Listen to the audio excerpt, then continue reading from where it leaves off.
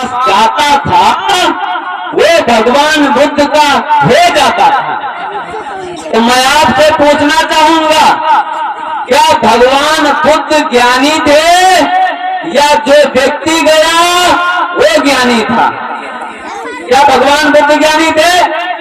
भगवान बुद्ध ने जिसको ज्ञान दिया उस व्यक्ति ने ज्ञान ले करके अपने अंदर सुधार कर लिया।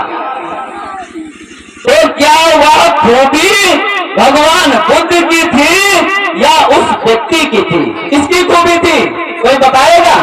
व्यक्ति की। भगवान बुद्ध की खूबी 50% थी, तो 50% खूबी उस व्यक्ति की थी। क्यों? क्योंकि भगवान बुद्ध चाहे जितना ज्ञान देते, अगर सामने वाला ज्ञान नहीं लेता तो कुछ होने वाला नहीं। हमारे बीच में दिलीप अम्बेडकर जी हैं, 5 दिन 7 दिन का है जितना कथा सुनाएंगे, लेकिन अगर आप पालन नहीं करेंगे तो कथा सुनाने से कोई फायदा होने वाला नहीं है।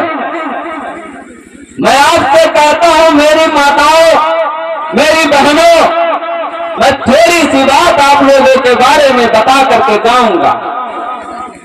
छोटा सा बच्चा होता है, बाबा साहब डॉक्टर भीमराव अम्बेडकर का जन्म 14 अप्रैल 1891 ईस्वी को हुआ। जब बाबा साहब का जन्म हुआ तो बाबा साहब उस व्यवस्था में पले बड़े थे जब बाबा साहब को पढ़ने लिखने का अधिकार नहीं था।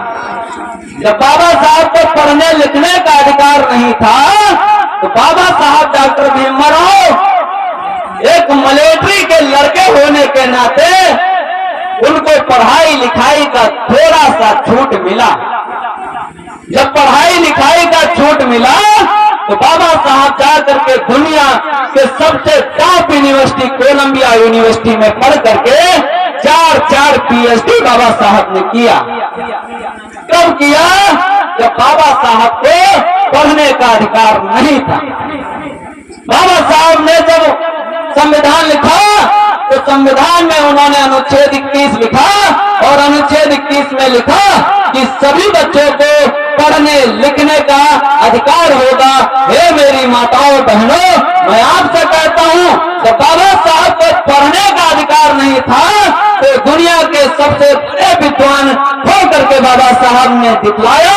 जब हमारे आपके पास पढ़ने लिखने का अधिकार है लेकिन बच्चों को हमारी माताएं स्कूल नहीं भेजती,